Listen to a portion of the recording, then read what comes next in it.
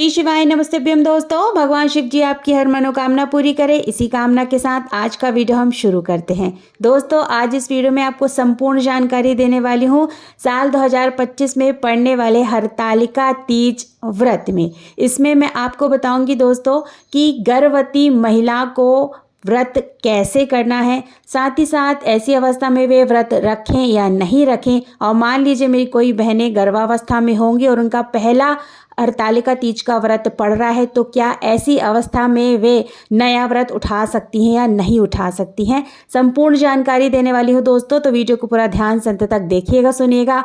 Video पसंद आ जाए तो वीडियो को छोटा सा एक लाइक कर दीजिएगा, साथ ही साथ अपने ही चैनल को जरूर से सब्सक्राइब कर दीजिएगा। दोस्तों साल 2025 में हरतालिका तीज का व्रत 26 अगस्त दिन मंगलवार को पूरे विधिवत तरीके से सुहागन महिलाओं के द्वारा अपने पति की दीर्घायु के लिए व अखंड सौभाग्य की प्राप्ति के लिए रखा जाएगा। साथ ही साथ कुंवारी लड़कियां भी अपने मन भावन वर को प्राप्त करने के लिए इस व्रत को पूरे विधिवत तरीके से रखती हैं।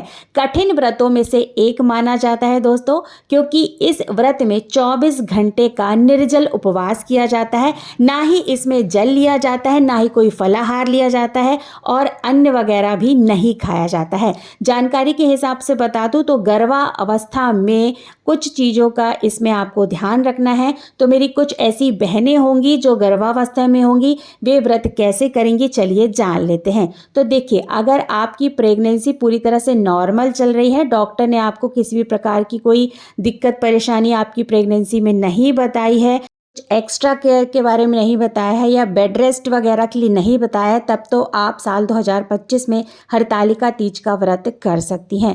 क्योंकि देखिए, अगर ये व्रत एक बार उठा लिया जाता है तो जीवन पर्यंत इस व्रत को करना ही पड़ता है, बीच में इस व्रत को नहीं छोड़ा जाता है। अगर आपकी प्रेगनेंसी पूरी तरह से नॉर्मल है, आपको किसी भी प्रकार की कोई दिक्कत नहीं है, प्रेगनेंसी में कोई परेशानी नहीं है, तब तो आप व्रत रख सकती हैं। देखिए 24 घंटे का निर्जल उपवास रहता है हरतालिका तीज के व्रत का। अब दो जाने हैं, एक आप खुद और स्वयं आपका शिशु, तो इस बात का भी आपको ख्याल रखना है। 24 घंटे तक क्या मतलब, इस अवस्था में तो ज़्यादा देर तक भूखा प्यासा भी नहीं रहना चाहिए। तो आप अपने घर के बड़ों से पूछ लीजिएगा। ऐसी अवस्था में देखिए भगवान भी माफ़ करते हैं। अगर आपको प्यास वगैरह लगे तो आप पानी वगैरह पी सकती हैं। ऐसा नहीं है कि व्रत करते समय जान पे आ रही है। ऐसे देखिए, ऐसी भक्ति में भगवान भी प्रसन्न नहीं होता है। अपने आप को भी हमें देखना है और अपने बच्चे को भी देखना है। तो अगर आपको पानी पीने की इच्छा कर रही है या आपका गला सूख रहा है तो आप पानी वगैरह भी पी सकती हैं। और शाम की पूजा करने के बाद तो आप फल फ्रूट भी खा सकती हैं। देखिए, ऐसा नियम तो बताया गया है कि कुछ खाया भी नहीं जाता, कुछ पिया भी नहीं जाता है, लेकिन ऐसी अवस्था में आप फल खा सकती हैं पूजा करने के बाद, और आप पानी वगैरह भी पी सकती हैं। शाम की पूजा के बाद की बात कर रही हूँ मैं। जब शाम की पूजा हो जाए तो आप अच्छे से पानी भी पी लीजिए और फ्रूट वगैरह भी खा सकती हैं, फल वगैरह खा सकती हैं। ऐसा कुछ नहीं है, भगवान इस अवस्था में सब कुछ जो है वो माफ़ करते हैं। तो यहाँ तो मैंने आपको बता दिया कि आपको व्रत कैसे करना है। बात करते हैं कि व्रत रखें या नहीं रखें। देखिए, सुहाग वाले व्रत होते हैं, बड़े बड़े व्रत होते हैं, और ख़ास तौर से हरतालिका तीज के व्रत को तो बीच में बिल्कुल भी नहीं छोड़ना चाहिए। अगर आपने एक बार उठा लिया है तो जीवन पर्यंत इस व्रत को किया जाता है। देखिए, व्रत तो आपको करना ही है, व्रत आपको छोड़ना नहीं है। बस आप शाम की पूजा के बाद फल खा सकती हैं, पानी वगैरह पी सकती हैं। ऐसी अवस्था में चीज़ें जो हैं वो माफ़ होती हैं और भगवान इस चीज़ से जो है वो अवगत होते हैं। तो ज़्यादा कुछ सोचने समझने की आवश्यकता नहीं है। शाम की पूजा कर लीजिए, पानी वगैरह पी लीजिए और फल फ्रूट वगैरह आप खा सकते हैं। अब यहाँ पर कुछ प्रश्न ना और आते हैं कि दीदी मतलब हमारी कंडीशन जो है वो गर्भावस्था में थोड़ी सी क्रिटिकल बताई है, डॉक्टर ने हमको एक्स्ट्रा केयर के लिए बोला है, बेड रेस्ट के लिए बोला है, और ऐसे में हरतालिका तीज का व्रत पड़ रहा है, तो अब हम व्रत कैसे करें। तो देखिए, एक विकल्प आपके पास और है, व्रत को छोड़ना नहीं है, व्रत को निरंतर करना है। ऐसी स्थिति में आप अपने पति से बोलिए, आपके पति इस व्रत को पूरे विधिवत तरीके से रख लेंगे। क्योंकि देखिए, पति पत्नी एक होते हैं, दोनों में से कोई अगर एक भी व्रत कर रहा है तो व्रत जो है वो पूरी तरह से मान्य होगा।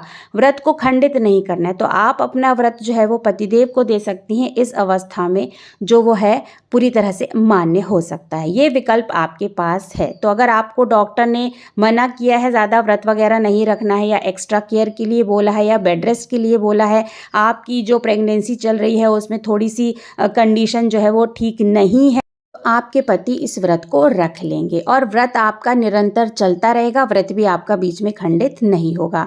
तो आप इस विकल्प को चुन करके अपने व्रत को पूर्ण और सार्थक बना सकती हैं। बात कर लेते हैं कि मेरी ऐसी बहुत सी बहनें होंगी जो गर्भावस्था में होंगी, उनका प्रेगनेंसी का पीरियड चल रहा होगा और उनका पहला हरतालिका तीज का व्रत जो है वो पड़ रहा है। तो ऐसी अवस्था में यानी प्रेगनेंसी की अवस्था में वो पहली बार हरतालिका तीज का नया व्रत उठा सकती हैं, नहीं उठा सकती हैं।